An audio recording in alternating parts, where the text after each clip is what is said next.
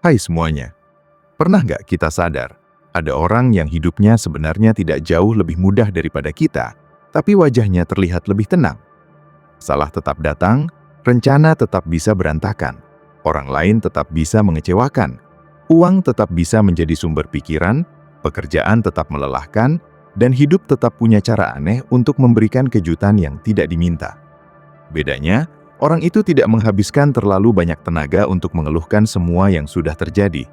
Bukan karena hidupnya selalu baik-baik saja, bukan juga karena hatinya terbuat dari batu. Mereka hanya memahami satu hal yang sering kita lupakan.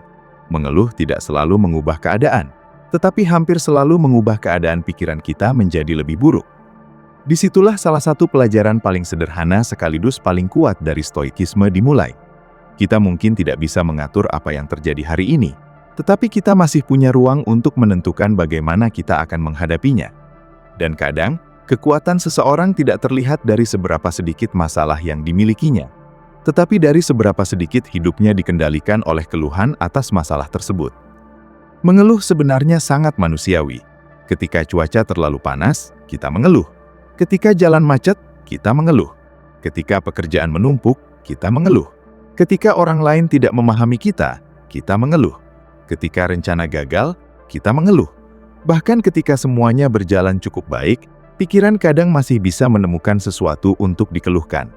Makanan kurang enak, jaringan lambat, orang terlalu berisik, pekerjaan terlalu banyak, waktu terlalu sedikit, hidup orang lain terlihat lebih menyenangkan. Keluhan seperti tidak pernah kehabisan bahan. Masalahnya bukan pada satu atau dua keluhan kecil. Masalahnya muncul ketika mengeluh berubah menjadi kebiasaan melihat dunia. Apapun yang terjadi selalu terasa salah. Apapun yang dimiliki selalu terasa kurang. Apapun yang dilakukan orang lain selalu terasa mengganggu. Tanpa sadar, kita kemudian menjalani hidup seperti seseorang yang terus mencari bukti bahwa hidup memang tidak adil. Stoikisme tidak mengajarkan kita untuk berpura-pura bahagia.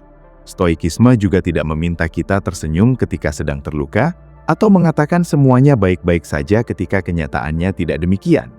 Justru stoikisme mengajarkan cara melihat kenyataan tanpa tambahan drama yang dibuat pikiran sendiri. Kalau kehilangan sesuatu, akui bahwa kehilangan itu menyakitkan. Kalau gagal, akui bahwa kegagalan memang mengecewakan. Kalau diperlakukan tidak adil, akui bahwa hal itu tidak menyenangkan.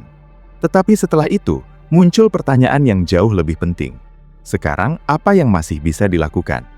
Pertanyaan inilah yang perlahan mengubah seseorang dari korban keadaan menjadi manusia yang memiliki kendali atas responsnya sendiri.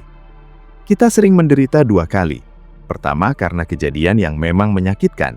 Kedua, karena pikiran terus mengulang kejadian tersebut sambil menambahkan berbagai cerita. Ketika seseorang tidak membalas pesan, fakta sederhananya adalah pesan belum dibalas. Tetapi pikiran bisa menambahkan cerita panjang. Mungkin orang itu tidak menghargai kita, mungkin kita dianggap tidak penting, mungkin semua orang akhirnya akan meninggalkan kita. Ketika pekerjaan tidak berjalan sesuai rencana, faktanya mungkin hanya ada kesalahan yang harus diperbaiki. Tetapi pikiran bisa mengatakan bahwa kita tidak bertalak, hidup selalu sial, kesempatan sudah habis, dan semuanya tidak akan pernah membaik. Kejadian pertama mungkin tidak bisa kita hindari. Penderitaan kedua seringkali tumbuh dari interpretasi yang kita buat sendiri. Disinilah para stoik mengingatkan tentang pemisahan antara hal yang berada dalam kendali kita dan hal yang berada di luar kendali kita. Prinsipnya terdengar sederhana, tetapi kalau benar-benar diterapkan, hidup bisa terasa sangat berbeda. Pendapat orang lain bukan sepenuhnya kendali kita. Cuaca bukan kendali kita. Masa lalu bukan kendali kita. Kemacetan bukan kendali kita. Keputusan orang lain bukan kendali kita. Apakah seseorang akan menyukai kita atau tidak juga bukan sesuatu yang bisa kita paksa. Tetapi cara kita berbicara, pilihan yang kita buat, usaha yang kita berikan, sikap yang kita pertahankan, dan respons kita terhadap keadaan masih berada dalam wilayah yang bisa kita pengaruhi. Bayangkan kita sedang terjebak kemacetan menuju suatu acara penting. Mobil hampir tidak bergerak, klakson bersahutan, waktu terus berjalan. Kita bisa memukul steering, memaki kendaraan di depan, mengeluh kepada semua orang, lalu tiba di tujuan dengan kepala panas. Tetapi semua kemarahan itu tidak membuat jalan menjadi kosong. Kita hanya membuat kemacetan terjadi dua kali. Satu kali di jalan, satu kali di kepala. Pilihan lain adalah menerima bahwa saat itu jalan memang macet, kemudian memikirkan apa yang bisa dilakukan, memberi kabar bahwa kita terlambat, mencari alternatif rute kalau memungkinkan, atau menggunakan waktu untuk mendengarkan sesuatu yang bermanfaat. Kondisi luar mungkin sama, tetapi kondisi batin sangat berbeda.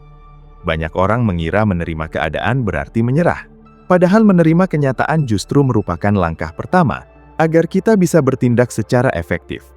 Kalau hujan turun, menerima kenyataan berarti mengakui bahwa hujan memang sedang turun. Setelah itu kita bisa mengambil payung. Mengeluh bahwa seharusnya hari ini cerah, tidak membuat tubuh tetap kering. Kalau bisnis sedang sepi, menerima kenyataan bukan berarti berhenti berusaha. Artinya kita berhenti menyangkal keadaan dan mulai mencari penyebab dan pilihan yang tersedia. Kalau hubungan sedang bermasalah, menerima kenyataan bukan berarti membiarkan semuanya hancur. Artinya kita berani melihat masalah apa adanya, sehingga bisa menentukan apakah perlu memperbaiki, berbicara, memberi batas, atau pergi. Kekuatan bukan kemampuan mengendalikan dunia. Kekuatan adalah kemampuan menjaga diri, agar dunia tidak dengan mudah mengendalikan kita. Sayangnya kita sering melakukan kebalikannya. Satu komentar orang lain bisa merusak suasana hati seharian. Satu rencana yang batal membuat kita merasa seluruh minggu hancur. Satu kegagalan membuat kita mempertanyakan seluruh masa depan. Seseorang datang terlambat, kita marah. Seseorang tidak mengucapkan terima kasih, kita kecewa. Seseorang mendapat sesuatu lebih cepat daripada kita iri. Dengan kata lain, kita menyerahkan remote control emosi kepada banyak orang dan banyak keadaan di luar diri. Stoikisme mengajak kita mengambil kembali remote itu. Kita tidak perlu menjadi manusia tanpa emosi. Yang dibutuhkan adalah kemampuan memberi jarak kecil antara kejadian dan reaksi. Jarak itu mungkin hanya beberapa detik, tetapi disitulah kebebasan berada. Ketika seseorang berbicara kasar, respons pertama mungkin ingin membalas, tetapi kita bisa berhenti sebentar dan bertanya, apakah membalas akan memperbaiki keadaan atau justru membesarkan masalah? Ketika hasil kerja dikritik, kita mungkin langsung defensif, tetapi kita bisa bertanya, apakah ada sesuatu yang berguna dari kritik tersebut? Ketika rencana gagal, kita mungkin ingin menyalahkan keadaan, tetapi kita bisa bertanya, apa pelajaran yang bisa dibawa ke percobaan berikutnya? Pertanyaan seperti itu terlihat kecil, tetapi semakin sering dilakukan, semakin kuat kemampuan kita menghadapi hidup. Kita mulai memahami bahwa emosi pertama mungkin datang otomatis, tetapi tindakan berikutnya tidak harus otomatis.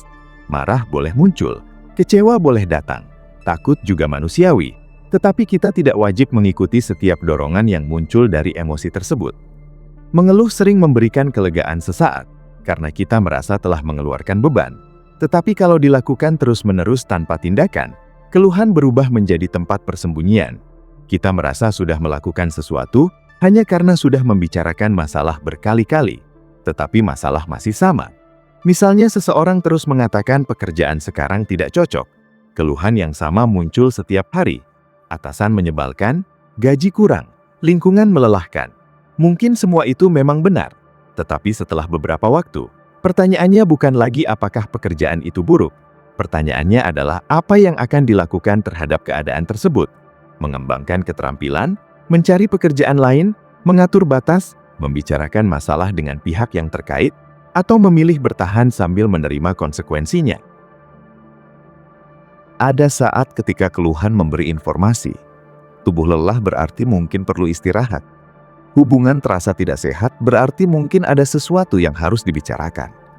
Pekerjaan terasa tidak masuk akal berarti mungkin ada sistem yang perlu diperbaiki. Jadi masalahnya bukan kita dilarang menyadari hal buruk. Yang perlu dihentikan adalah menjadikan keluhan sebagai tujuan akhir. Keluhan seharusnya menjadi alarm, bukan tempat tinggal. Kalau setiap hari kita mengatakan hidup terlalu berat, pikiran perlahan mulai mencari bukti bahwa hidup memang selalu berat. Kalau setiap hari kita mengatakan orang-orang tidak bisa dipercaya, kita menjadi semakin sensitif terhadap setiap kesalahan orang lain. Kalau setiap hari kita merasa tidak beruntung, hal-hal kecil yang buruk akan terlihat besar, sementara hal-hal baik terasa biasa. Pikiran manusia punya kecenderungan memperhatikan apa yang terus-menerus dicari. Karena itu, cara kita berbicara tentang hidup bukan perkara spy. Kata-kata yang terus diulang bisa berubah menjadi cara pandang. Bukan berarti kita harus mengganti semua keluhan dengan kalimat positif yang tidak masuk akal. Ketika hidup sedang sulit, mengatakan semuanya luar biasa juga tidak membantu. Yang lebih sehat adalah mengganti keluhan dengan bahasa yang lebih objektif. Bukan semuanya kacau, tetapi ada beberapa hal yang sedang tidak berjalan baik. Bukan hidup selalu mempermainkan kita, tetapi rencana kali ini tidak berhasil. Bukan tidak ada yang peduli, tetapi orang yang kita harapkan ternyata tidak memberikan dukungan. Perbedaannya terlihat kecil, tetapi bahasa yang lebih tepat membuat pikiran melihat masalah sesuai ukurannya. Seringkali yang melelahkan bukan kenyataan, melainkan kata selalu, semuanya, tidak pernah, dan tidak ada harapan yang kita tempelkan pada kenyataan. Stoikisme mengajarkan ketenangan yang sangat realistis. Hari buruk hanyalah hari buruk, kegagalan hanyalah kegagalan, penolakan hanyalah penolakan. Semua itu tidak otomatis menjadi ramalan tentang seluruh hidup kita. Kita boleh kecewa hari ini tanpa menyimpulkan bahwa masa depan akan buruk. Kita boleh kehilangan satu kesempatan tanpa menganggap semua pintu tertutup. Kita boleh bertemu orang yang tidak baik tanpa meyakini seluruh manusia buruk. Ketika kemampuan ini tumbuh, kita mulai lebih sulit dihancurkan oleh keadaan kecil, bukan karena masalah menghilang, tetapi karena kita berhenti memperbesar setiap masalah sampai memenuhi seluruh pikiran. Dan mungkin inilah salah satu bentuk kekuatan yang paling jarang dibicarakan. Kemampuan menjaga ukuran masalah tetap sesuai ukuran sebenarnya. Ada alasan mengapa mengeluh terasa begitu mudah. Mengeluh tidak membutuhkan keberanian sebanyak mengambil keputusan. Mengatakan keadaan memang seperti ini jauh lebih mudah daripada bertanya, apa yang bisa kita ubah? Menyalahkan orang lain sering terasa lebih ringan daripada mengakui bahwa ada bagian dari diri yang juga perlu diperbaiki. Menyalahkan nasib terasa lebih aman daripada mencoba lagi dan menghadapi kemungkinan gagal untuk kedua kalinya. Karena itu, terkadang keluhan bukan sekedar reaksi terhadap masalah. Keluhan menjadi cara melindungi ego. Kalau semua kesalahan selalu berasal dari luar, kita tidak pernah perlu berubah. Kalau kegagalan selalu disebabkan orang lain, kita tidak perlu mengevaluasi kemampuan sendiri. Kalau hidup selalu dianggap tidak adil, kita punya alasan untuk tidak mencoba lebih keras. Tentu memang ada keadaan yang benar-benar tidak adil. Ada orang yang diperlakukan buruk tanpa alasan. Ada kesempatan yang hilang karena faktor di luar kendali. Ada kegagalan yang terjadi meskipun kita sudah melakukan banyak hal dengan benar.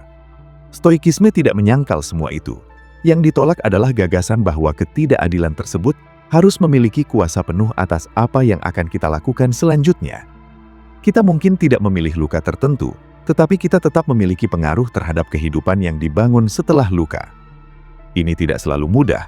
Ada masalah yang selesai dalam hitungan menit, ada yang meninggalkan bekas bertahun-tahun. Maka berhenti mengeluh bukan berarti memaksa diri melupakan kesedihan.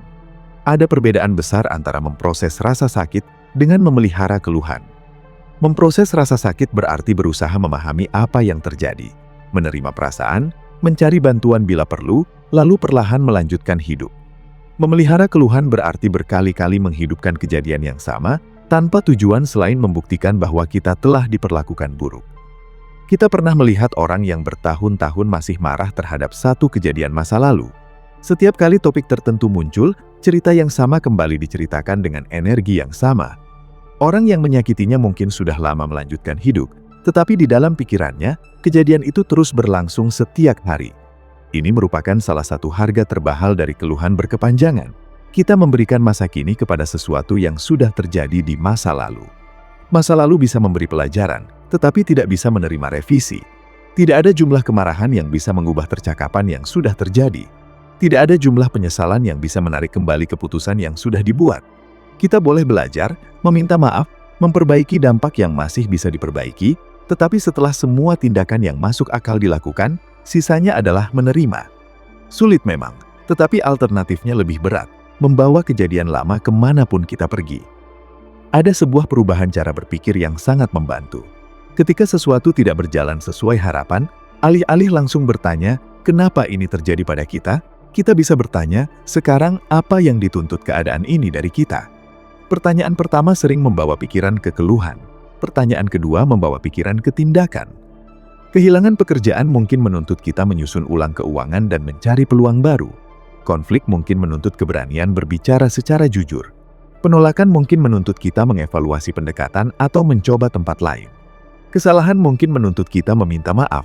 Kegagalan mungkin menuntut latihan lebih banyak. Bahkan ketika tidak ada solusi langsung, keadaan mungkin menuntut kesabaran.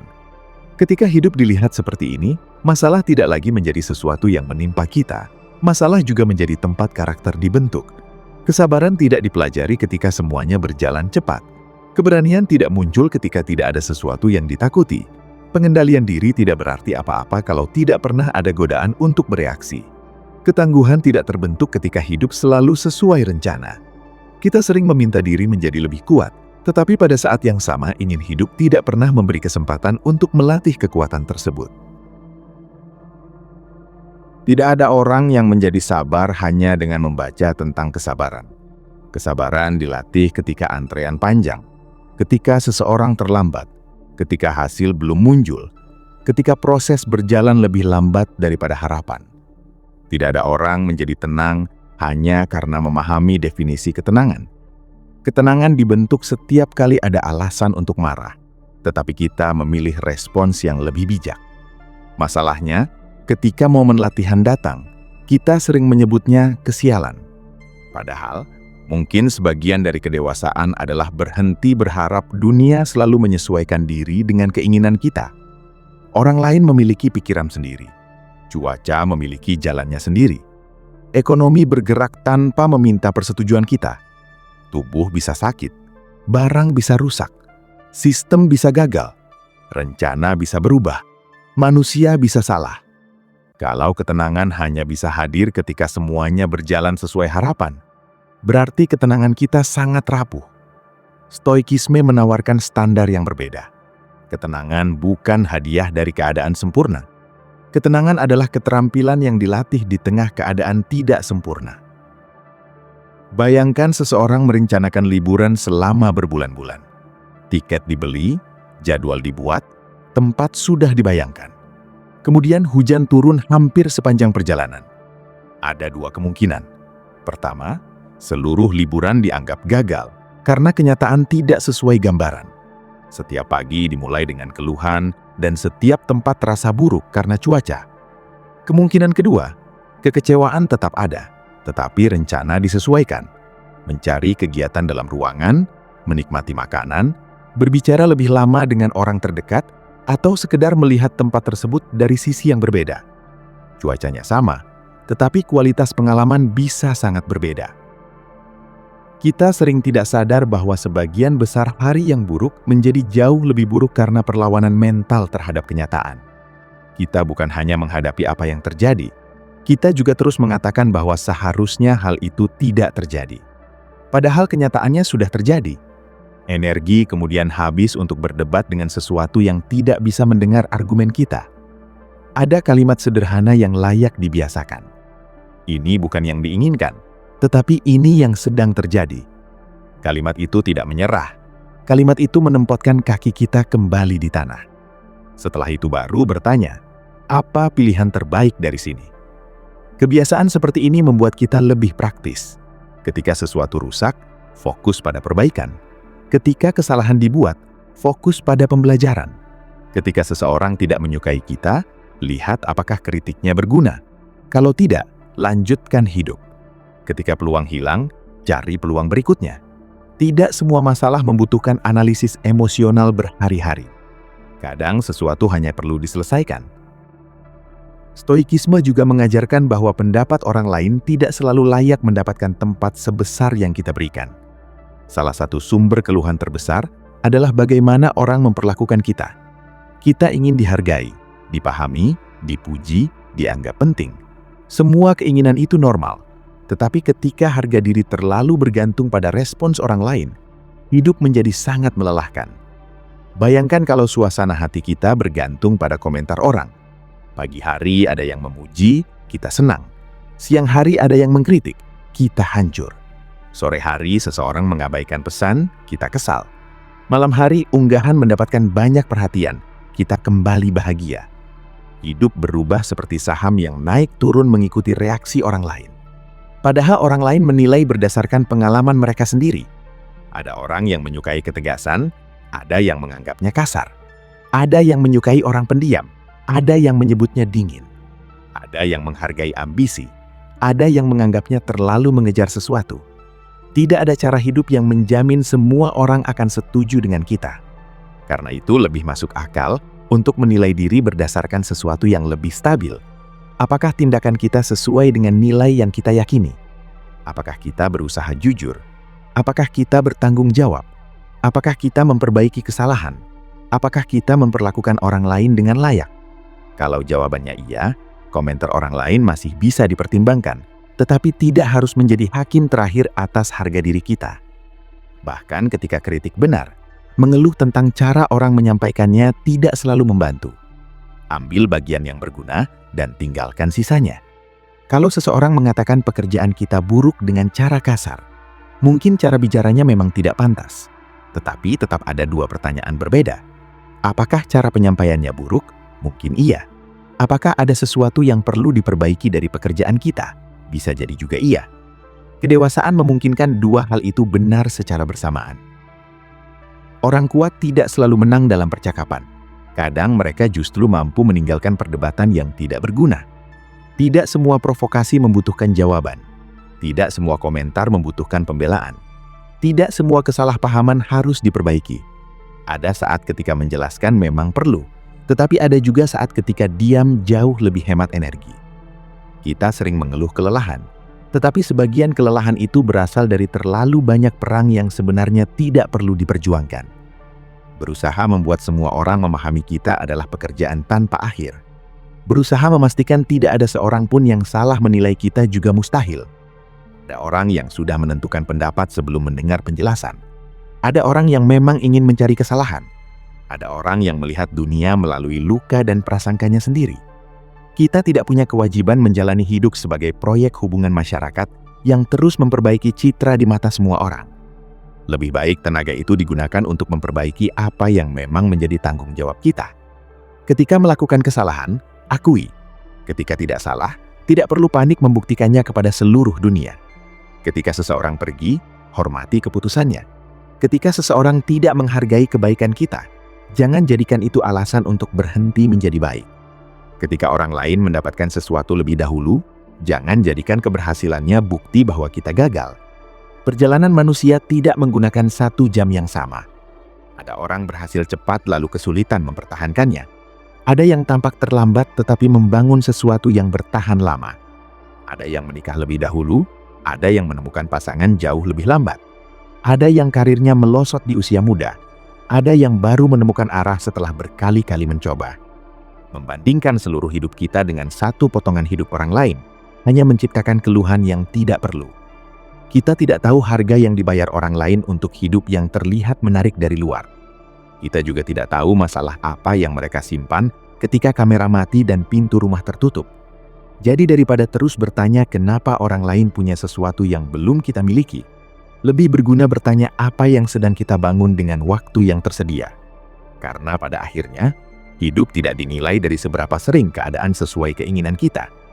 Hidup jauh lebih ditentukan oleh siapa kita ketika keadaan tidak sesuai keinginan. Salah satu hal yang membuat manusia mudah mengeluh adalah harapan bahwa hidup seharusnya terasa nyaman sebagian besar waktu. Kita ingin pekerjaan yang baik tanpa tekanan berlebihan, hubungan yang hangat tanpa konflik, kesehatan yang kuat tanpa disiplin, keuangan yang aman tanpa pengorbanan, tubuh yang bugar tanpa latihan berat, kemampuan tinggi tanpa proses panjang, dan ketenangan tanpa harus belajar mengendalikan pikiran. Kita menyukai hasilnya, tetapi sering tidak menyukai harga yang menyertainya. Stoikisme melihat ketidaknyamanan dengan cara yang berbeda. Tidak semua rasa tidak nyaman adalah musuh. Sebagian justru merupakan harga yang harus dibayar untuk menjadi lebih kuat. Bangun lebih pagi mungkin tidak nyaman. Menahan keinginan membeli sesuatu mungkin tidak nyaman. Mengakui kesalahan juga tidak nyaman. Mendengarkan kritik tidak nyaman. Berlatih ketika motivasi hilang tidak nyaman.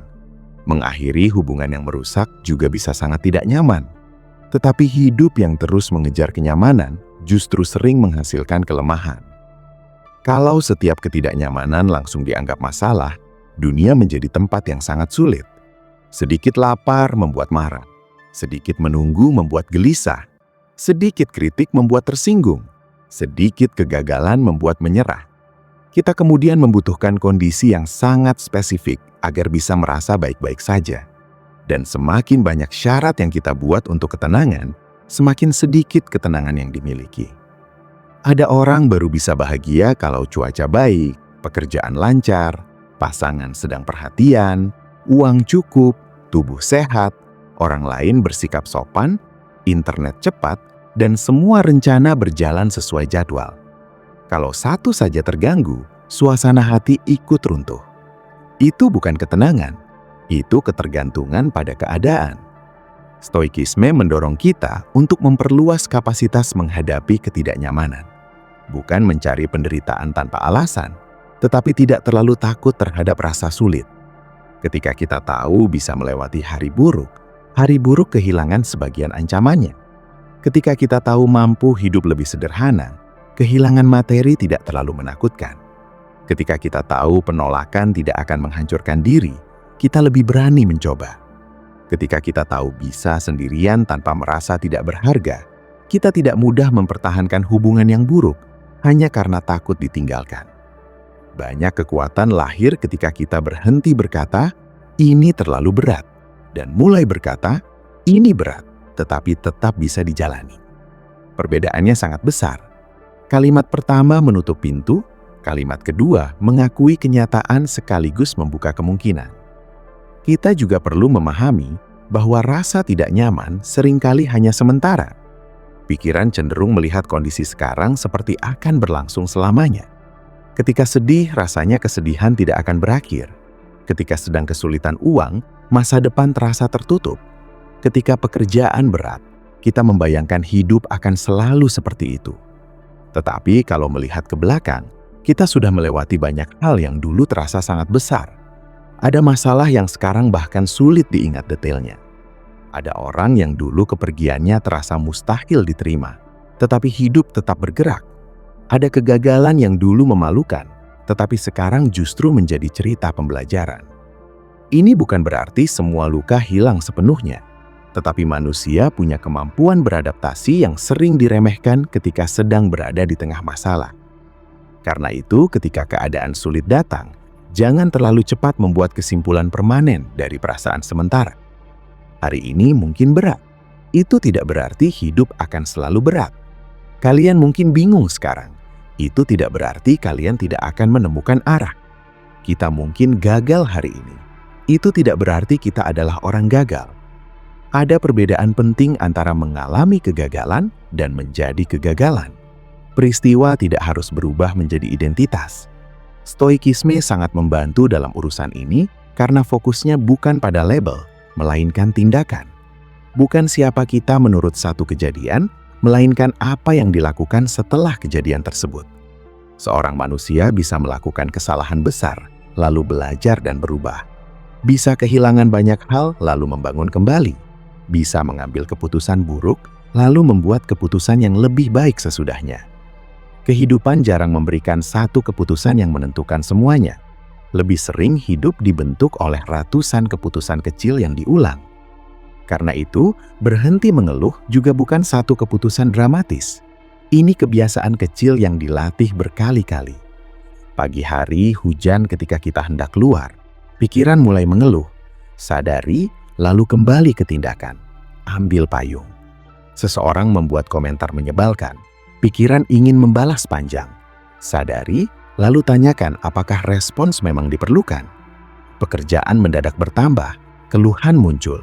Sadari, lalu urutkan apa yang paling penting. Rencana akhir pekan batal, kecewa muncul. Sadari, lalu cari pilihan lain.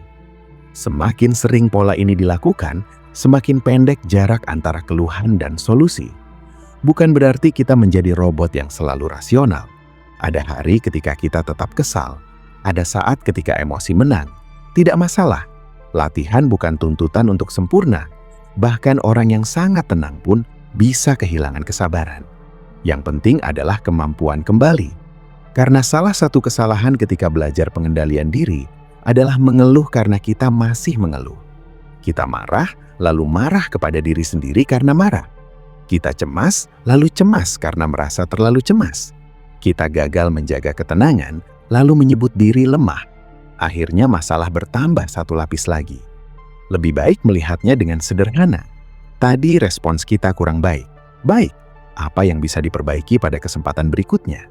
Stoikisme bukan kompetisi menjadi manusia yang paling dingin di ruangan. Ini latihan menjadi manusia yang lebih sadar terhadap dirinya sendiri. Ada juga pelajaran penting tentang rasa syukur. Banyak keluhan tumbuh bukan karena hidup benar-benar kekurangan, tetapi karena perhatian kita terlalu lama berada pada apa yang tidak dimiliki. Kita terbiasa begitu cepat terhadap hal baik. Sesuatu yang dulu sangat diinginkan, setelah dimiliki beberapa bulan, menjadi biasa. Ponsel yang dulu terasa menyenangkan, sekarang hanya benda sehari-hari. Pekerjaan yang dulu kita harapkan, kemudian menjadi sumber keluhan. Rumah yang dulu ingin ditempati lama-lama terasa kecil dibanding rumah orang lain. Tubuh yang sehat dianggap biasa sampai sakit datang. Manusia mudah menganggap hal yang tersedia setiap hari sebagai sesuatu yang dijamin akan selalu ada. Karena itu, para Stoik sering mengingat kefanaan, bukan untuk membuat hidup muram, tetapi justru agar kita lebih hadir. Orang yang kita temui hari ini tidak akan selamanya ada.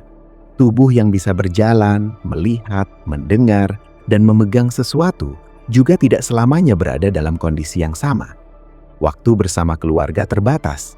Bahkan masalah yang sekarang memenuhi pikiran suatu hari akan berakhir.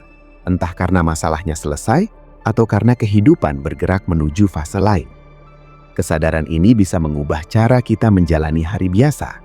Sarapan sederhana menjadi lebih berarti kalau kita sadar kemampuan menikmati makanan bukan sesuatu yang abadi. Percakapan dengan orang tua terasa berbeda kalau kita sadar jumlah pertemuan tidak tak terbatas. Bermain dengan anak terasa berbeda kalau kita sadar usia kecilnya hanya lewat sekali. Bahkan pekerjaan yang melelahkan bisa dilihat dengan perspektif lain ketika kita ingat bahwa kemampuan bekerja merupakan sesuatu yang tidak dimiliki semua orang. Syukur bukan berarti menutup mata terhadap masalah. Kita bisa bersyukur dan tetap ingin memperbaiki hidup. Kita bisa menghargai pekerjaan sekaligus mencari pekerjaan lebih baik. Kita bisa mencintai keluarga sambil mengakui ada konflik yang perlu diselesaikan. Kita bisa menerima tubuh sambil berusaha membuatnya lebih sehat. Syukur hanya mencegah kita menjadi orang yang terus merasa miskin di tengah banyak hal yang sebenarnya sudah dimiliki. Ada perbedaan antara ambisi dan ketidakpuasan permanen. Ambisi berkata, ini sudah baik dan masih bisa dibuat lebih baik. Ketidakpuasan permanen berkata, apapun yang ada tidak pernah cukup. Yang pertama memberi tenaga, yang kedua menghabiskan tenaga. Mungkin banyak dari kita bukan kekurangan hal baik, kita hanya terlalu terbiasa dengannya. Coba perhatikan berapa banyak hal dalam kehidupan saat ini yang mungkin pernah kita harapkan beberapa tahun lalu. Mungkin dulu ingin punya pekerjaan, sekarang sudah bekerja, tetapi mengeluhkan pekerjaan setiap hari. Dulu ingin punya penghasilan sendiri, sekarang penghasilan itu terasa kurang karena membandingkannya dengan orang lain. Dulu ingin punya pasangan, sekarang keberadaan pasangan dianggap biasa. Dulu ingin punya waktu luang, ketika punya waktu luang, malah dihabiskan melihat hidup orang lain dan merasa tertinggal. Pikiran selalu bisa memindahkan garis cukup sedikit lebih jauh. Stoikisme mengingatkan kita untuk tidak menunggu keadaan sempurna sebelum mengizinkan diri hidup dengan tenang. Karena keadaan sempurna tidak datang.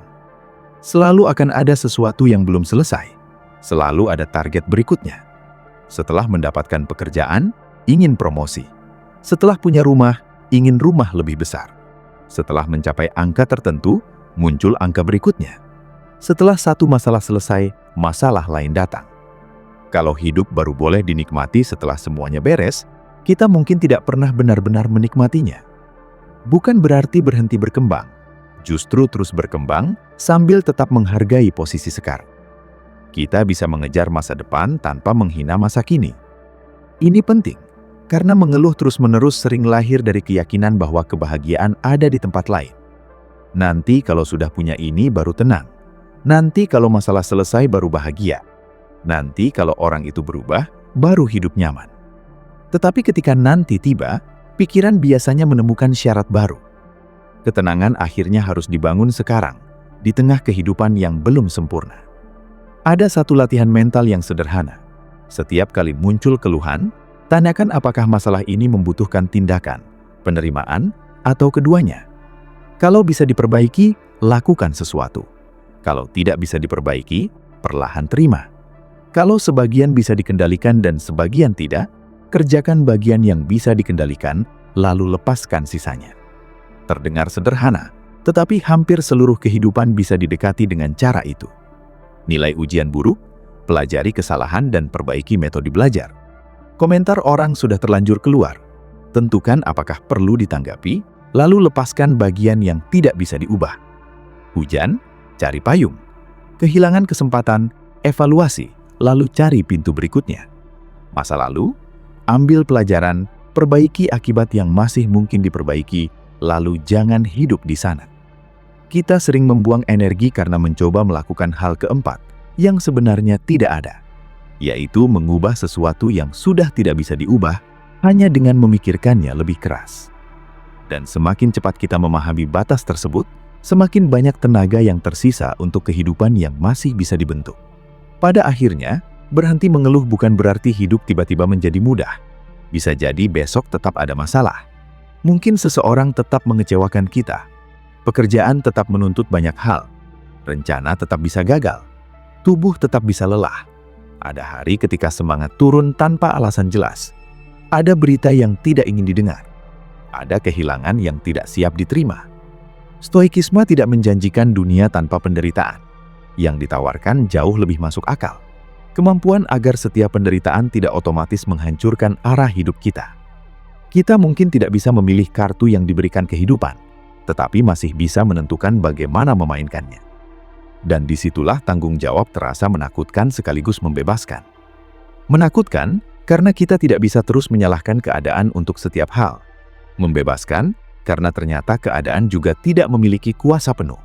Bahkan dalam kondisi yang sangat terbatas, manusia masih punya ruang untuk menentukan sikap. Ruang itu kadang besar, kadang sangat kecil, tetapi tetap ada.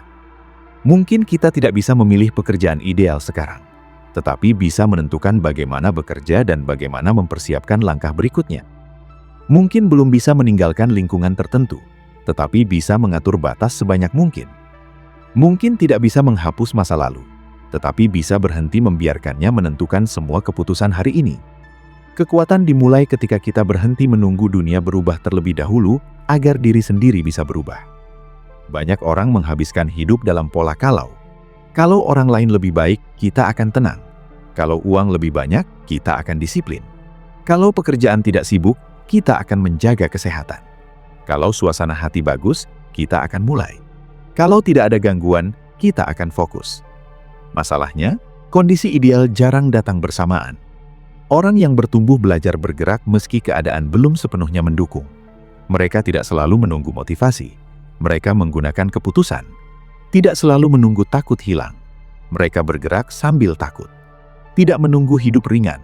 Mereka memperkuat diri untuk membawa beban. Kita perlu berhenti menganggap kekuatan sebagai perasaan. Kekuatan lebih sering berupa tindakan kecil yang dilakukan ketika perasaan tidak mendukung. Bangun meski malas. Menahan kata-kata ketika sedang marah. Menyelesaikan tugas ketika tidak bersemangat. Meminta maaf meski ego menolak. Pergi dari sesuatu yang merusak meski hati masih berat. Mencoba lagi setelah gagal. Menerima sesuatu yang tidak bisa diubah tanpa menghabiskan bertahun-tahun memusuhinya. Semua itu tidak terlihat dramatis, tetapi justru disitulah karakter dibangun. Ada orang yang terlihat kuat karena suaranya keras. Ada yang terlihat kuat karena tidak pernah menangis. Ada yang terlihat kuat karena selalu ingin menang. Tetapi stoikisme menawarkan definisi yang lebih dalam. Kuat adalah ketika kita mampu mengendalikan diri saat sebenarnya punya alasan untuk kehilangan kendali. Kuat adalah ketika tidak semua penghinaan harus dibalas. Tidak semua kegagalan harus dijadikan alasan menyerah. Tidak semua ketakutan harus dituruti. Tidak semua keinginan harus dipenuhi. Orang yang tidak bisa mengendalikan dirinya akan selalu mudah dikendalikan oleh sesuatu dari luar. Kalau pujian membuat kita terbang dan kritik membuat kita jatuh, berarti orang lain mengendalikan kita.